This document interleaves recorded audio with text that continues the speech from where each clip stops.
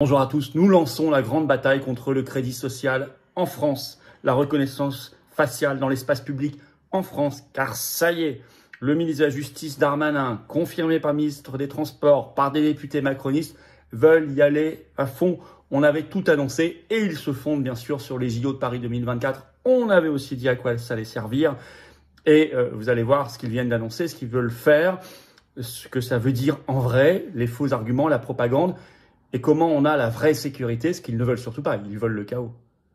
Comment on a la vraie sécurité sans entrer dans une société de flicage, de fichage, de surveillance généralisée comme ils le souhaitent. On va en parler aussi dans cette vidéo. Nous lançons la bataille. Immédiatement, vous avez en lien sous la vidéo en description la pétition nationale contre la reconnaissance faciale dans l'espace public en France. Elle est très très importante pour poser et diffuser le débat déjà et pour montrer qu'on est contre. Signez-la, relayez-la, partagez-la. Elle est en lien sous la vidéo en description dès maintenant. Je vous fais confiance. Merci de partager cette vidéo, elle est très importante par un petit clic sur le bouton s'abonner à la chaîne. Ça va être très très efficace si vous êtes abonné à la chaîne pour que les vidéos se diffusent mieux. Oui, ce vendredi 9 mai à 19 h, on est en direct sur la chaîne. En plus, c'est le jour de l'Union européenne. On va avoir des choses à dire, on va faire sa fête à l'Europe, vous allez voir. Soyez là, grand direct, je répondrai à vos questions sans tabou, bien sûr ce vendredi. Et puis nos rendez-vous. Alors, deux réunions publiques. Le samedi 24 mai, je suis à Nantes l'après-midi. Entrée gratuite, inscrivez-vous à Nantes sous la vidéo en description par un lien. Le lendemain, dimanche 25 mai l'après-midi, je suis à Cannes, entrée gratuite aussi. Il y a un autre lien d'inscription pour Cannes le 25 mai sous la vidéo en description. Et la grande manif nationale, le jour des 20 ans du référendum, le jeudi 29 mai, rendez-vous 18 h au pied du Sénat, 20 rue de Tournon à Paris. 20 ans après, 20 ans plus tard, c'est toujours non. Grand rassemblement pour le Frexit avec des personnalités d'exception. Soyez là, organisez-vous pour ce 29 mai. On ne peut pas louper cet anniversaire et surtout on se projette pour l'avenir pour briser nos chaînes. Les patriotes agissent, ils sont là. Nous lançons la grande bataille aujourd'hui contre le crédit social, la reconnaissance faciale dans l'espace public en France. Merci donc de partager cette vidéo. Rejoignez-nous. Je ne peux rien faire sans vous, je peux tout faire avec vous. On gagnera ensemble, collectivement, dans le plus grand mouvement souverainiste et de résistance de France.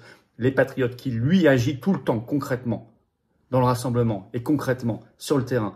Je peux le faire qu'avec vous, nous sommes un mouvement indépendant, 100% anti-oligarchique qui n'a pas 1 euro de subvention publique. Tout le système est contre nous et pourtant on avance et on progresse et on grandit chaque jour grâce à vous. C'est le moment de venir, c'est le moment de venir dans les batailles comme cela pour la liberté, l'avenir, nos enfants, la France libre. C'est le moment de venir, j'ai besoin de vous. Vous pouvez adhérer ou réadhérer aux Patriotes dès maintenant par le premier lien sous la vidéo en description ou faire un don au mouvement pour nous permettre de faire toutes ces actions et tout le reste. C'est le deuxième lien sous la vidéo en description. Les liens pour adhérer, réadhérer ou faire un don aux Patriotes sont également sur notre site, bien sûr, les-patriotes.fr. Et tout ça fait baisser vos impôts, puisqu'il y a 2 tiers de défiscalisation, vous le savez. À chaque euro que vous mettez, vous récupérez 67 centimes, 0,67 € en baisse d'impôts. Vous mettez 100 €, vous récupérez 67 € en baisse d'impôts. Vous mettez 1000, vous récupérez 667. Vous mettez 20, vous récupérez 13. Vous avez compris. Bravo aux donateurs, aux réadhérents, bienvenue. Aux nouveaux adhérents patriotes. On y va. Alors, cette bataille, elle est très importante parce que l'annonce choc, elle vient de Gérald Darmanin, garde des Sceaux, ministre de la Justice. Vous savez, dans cette logique, comme pendant le Covid, pour votre bien. À l'époque, c'était pour votre bien, pour votre santé. Maintenant, c'est pour votre bien, pour votre sécurité. Laissez-nous vous occuper. On s'occupe de tout. Voilà. Il était donc sur la chaîne YouTube Legend de Guillaume Play, ce 4 mai, Gérald Darmanin. D'ailleurs, Guillaume Play demande toujours qui veut intervenir sur la chaîne. Si vous voulez lui écrire pour suggérer que j'intervienne au nom des Patriotes, j'irai avec grand plaisir. Comme Thinkerview, j'ai mis le lien vers Thinkerview, on est presque à 1 million de vues sur 3h17 d'interview. Ce serait, je pense, un gros succès, très intéressant. On pourrait discuter avec Guillaume Play, j'en serais en tout cas ravi, donc vous pouvez lui suggérer. Gérald Darmanin sur Legend, le 4 mai, déclare. D'abord, il fait le constat. Il n'y a plus de lieu safe, dit-il, en France. Ça veut dire sûr. Je ne sais pas pourquoi. On n'a plus envie. En Macronie, on aime bien parler anglais, anglo-américain. Bon, en français, donc il n'y a plus de lieu sûr en France. Il fait ce tableau. On voit bien aujourd'hui que la moindre bourgade rurale connaît la cocaïne et le cannabis. Avant, la drogue, c'était simplement dans les grandes villes ou dans le métro. Je pense qu'il n'y a plus de lieu safe. Ce qui marque beaucoup les Français, c'est que ça s'est généralisé, métastasé quelque part, précise le garde des Sceaux. Mais il donne la solution. Puisque Guillaume Play, évidemment, le relance en disant « Est-ce qu'il y a une solution ?» Et il dit « Oui, je cite texto Darmanin. Oui, grâce à la technologie. » Et il ajoute « C'est-à-dire que si vous voulez une société sécure, il faut la reconnaissance faciale, par exemple. » Il est clair, il y va en 3 mots. Donc on voit bien qu'il est vraiment là pour ça. Il ajoute, la reconnaissance faciale, c'est « je reconnais Monsieur X ». À Roissy, des gens disent « on met 1h30 pour passer ». À Dubaï, on met 10 minutes. Oui, mais à Dubaï, il y a la reconnaissance faciale. Donc on voit qu'on est tout de suite dans une stratégie de manipulation parce qu'on parle de la sécurité et il vous parle d'un aspect pratique pour franchir les barrières de contrôle à l'aéroport. C'est pas tout à fait la même chose déjà. Là, il essaie de duper les gens et de les convertir à sa cause de la reconnaissance faciale dans l'espace public par un argument très pratique, une commodité. Vous passerez moins de temps dans les files d'attente. C'est un peu comme si vous faites le vaccin ARN messager pendant le Covid, vous pourrez prendre votre café en terrasse. Vous serez tranquille. Vous pourrez prendre le train, vous pourrez aller à la salle de sport, au cinéma. Pour les gamins, vous pourrez aller au club de sport, etc. Souvenez-vous. C'est le même niveau de manipulation. Alors, ça a été immédiatement appuyé par notamment un député assez influent du groupe macroniste, député de Paris, Sylvain Maillard, qui a mis ça sur son compte X. Je vais vous le citer. Oui, la technologie de reconnaissance faciale rendrait nos rues plus sécurisées. Nous sommes face à un choix de société. Et comme Gérald Darmanin, je souhaite une société plus apaisée. Et donc, je rejette le totem faux des libertés publiques. Le totem faux des libertés publiques. La sécurité est la première des libertés. C'est soutenu aussi depuis, donc il était sur France Info ce 6 mai, par le ministre des Transports, Philippe Tabarot, qui a dit « Ok, il faut la reconnaissance faciale ». Donc on voit qu'il d'un coup, il y a une brusque accélération. Je le dis, je le pose, la reconnaissance faciale, c'est le, L majuscule, E majuscule, le chemin vers le crédit social. C'est l'outil nécessaire pour faire fonctionner le crédit social. Le crédit social, c'est la notation des individus en fonction de votre exemplarité, selon des normes qui ne sont pas la loi. C'est pas la loi, c'est... Par exemple, vous portez un masque, et puisque vous le portez au-dessus du nez ou en dessous du nez, vous avez bien votre passe, vous avez bien fait vos vaccins, vous consommez pas trop de viande, vous prenez pas trop les transports, pas trop l'avion, etc. Mais pour qu'on puisse vous l'appliquer, il vous faut votre identité numérique, et il faut qu'on puisse vous reconnaître partout. Reconnaissance faciale dans l'espace public. Ça avait été très bien détaillé par un article, une grande enquête qui est toujours en ligne. Ils avaient même fait un documentaire à la télévision, la radio-télévision suisse, la RTS, qui avait diffusé ce 18 novembre 2021. Vous le retrouverez, un grand article très bien fait, un grand papier là-dessus. Le titre, c'est « La Chine veut noter tous ses habitants et installer 600 millions de caméras ». Je vais vous lire déjà le chapeau. Grâce à ces millions de caméras intelligentes, le régime chinois serait en passe de généraliser le crédit social, système qui récompense ou pénalise les habitants selon leur niveau de vertu.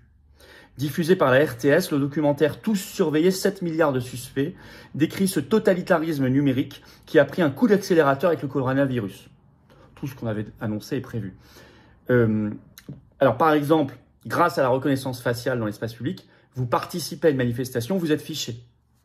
Donc peut-être que la deuxième fois, vous n'y allez plus parce que vous savez que vous êtes fiché.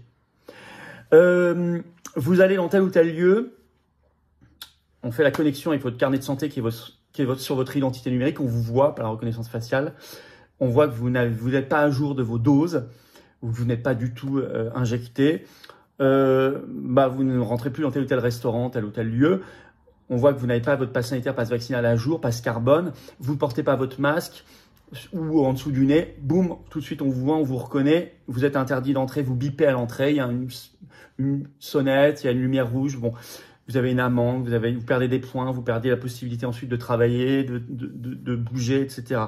Vous êtes suivi, traqué, surveillé, discriminé en permanence. C'est ce qu'expliquait la RTS très bien, enfin ça existe déjà dans certaines villes test, en Chine notamment. Je cite un autre extrait de ce papier de la RTS, Radio-Télévision Suisse. L'an 2020 constitue déjà une étape clé pour la Chine avec la mise en application du système de crédit social sur l'ensemble du territoire. Plus de 600 millions de caméras de surveillance sont prévues cette année pour faciliter cette notation des habitants. Au moins 400 millions auraient déjà été installés dans les rues, gares, bus, taxis, etc. La plupart sont des caméras intelligentes capables de reconnaissance faciale. Grâce à une modélisation de chaque visage qui peut comprendre jusqu'à 500 millions de chiffres, certaines peuvent identifier les gens de dos grâce à leur démarche. Alors, il y a un aveu dans ce papier du fondateur du crédit social, donc Lin Junhui, théoricien du crédit social. Alors, je vais vous lire ce passage de la RTS. En 2018, près de 17 millions de Chinois n'ont pas eu le droit de prendre l'avion, 5 millions le train à grande vitesse, punis. En plus de perdre des capacités d'action, les moins bien notés sont ostracisés, leurs portraits sont affichés sur des écrans géants. Dans certaines provinces, un message d'alerte retentit lorsqu'on leur téléphone. Et là, Lin Junhui déclare, théoricien du crédit social, si la France avait eu le système de crédit social, il n'y aurait jamais eu de gilets jaunes. Évidemment. Réfléchissez bien à ça. Mais on peut dire la même chose sur les manifs anti-pass, nos manifs pour les libertés, pour la paix, voire les manifs mouvements sociaux contre la réforme des retraites, évidemment. Et tout le reste. Une extension sans limite. Alors, bien sûr, c'est pour votre bien, votre sécurité, comme pendant le Covid-19, c'était pour votre bien, votre santé. Alors, ça m'a fait penser tout de suite. Alors, vous savez, il y a des gens qui vous répondent tout de suite un peu. Hier, j'ai partagé un petit extrait d'Armanin déjà sur mes réseaux sociaux, notamment X, F-Philippot, comme Instagram, F-Philippot pour ceux qui veulent me le suivre.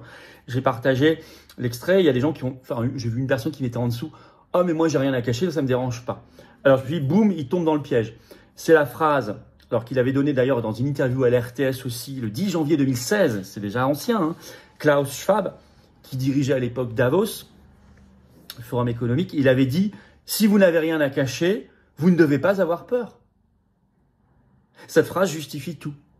C'est la phrase de toutes les dystopies. Hein. Si vous n'avez rien à cacher, ben non, on pourra, à ce moment-là, on peut ouvrir votre courrier, on peut lire vos mails, vos courriels, on peut donc faire la reconnaissance faciale, on peut vous traquer à tout moment, on peut mettre des caméras chez vous reliées, c'est Big Brother ça, hein, reliées au gouvernement ou à la Commission européenne par exemple. Si vous n'avez rien à cacher, effectivement. Vous voyez, avec ce genre d'argument, il faut dépasser ce niveau de réflexion qui n'en est pas une. Hein. Ça, c'est juste de la bêtise, hein. C'est du pur sophisme. Alors,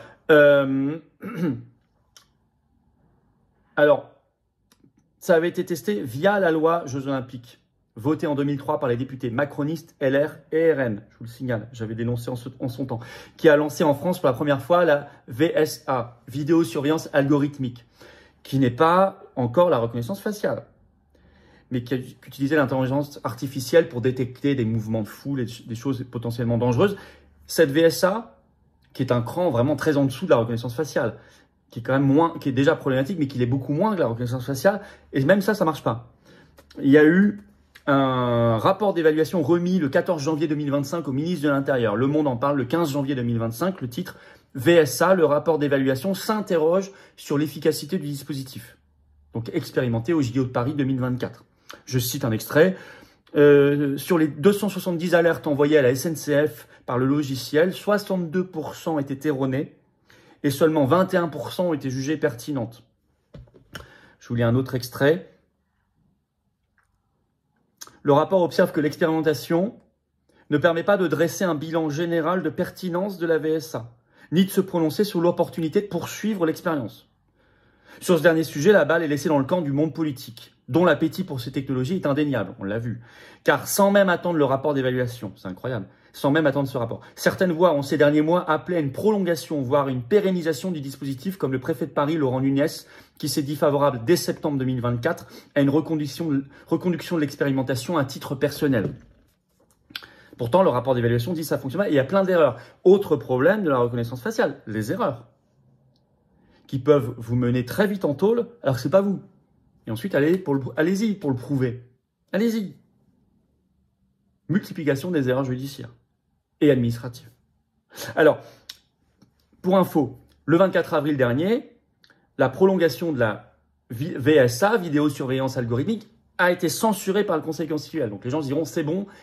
Non, elle n'a pas été censurée. Ça devait être prolongé jusqu'en mars 2027. Elle n'a pas été censurée sur le fond. Le Conseil constitutionnel n'a pas dit, c'est attentatoire aux libertés publiques, on ne le fait pas. Ça aurait été trop beau. Non, il a dit simplement, c'est un cavalier législatif. C'est-à-dire que ça n'avait rien à faire dans une loi, mais mettez-le ailleurs et ça passera. Donc c'était juste une question de procédure législative, c'était pas une question de fond. Donc faut pas se fier et se reposer sur cette censure. Tant mieux si ça a été censuré, mais voilà. Et encore, on n'en était pas encore, je vous le rappelle, à la reconnaissance faciale. On était juste sur l'algorithmique. La reconnaissance faciale, c'est très différent. C'est que vous, chacun d'entre nous, on est reconnu personnellement. Alors, pétition nationale contre cela en France, sous la vidéo en description à signer, relayer dès maintenant. Profitez-en pour adhérer ou faire un don au mouvement par les liens sous la vidéo en description dès maintenant. On doit se battre dès maintenant. Signez, relayez la pétition, venez dans le mouvement ou soutenez le mouvement indépendant. Je vous le dis, la bataille là, est très très très importante, au cœur du sujet. Alors pendant ce temps-là, je reprends. Où est la vraie sécurité? Parce que d'un côté, on vous dit c'est pour votre sécurité, mais vous avez vu où on en est en termes de criminalité, d'insécurité? Mais ils organisent le chaos pour justifier ça derrière. Regardez, ils font le choix de l'Union européenne et de Schengen. Donc nos frontières sont grandes ouvertes. Et ensuite, ils nous disent, on n'arrive pas à lutter contre les trafics, les bandes de criminalité, l'immigration massive qui peut causer des problèmes, etc. Ben forcément, vous faites le choix et vous ne comptez pas le remettre en cause. Darmanin ne veut pas remettre en cause cela, pas du tout. Vous faites le choix de l'Union européenne, Schengen, depuis des décennies, ben on voit le résultat. Vous avez organisé le chaos.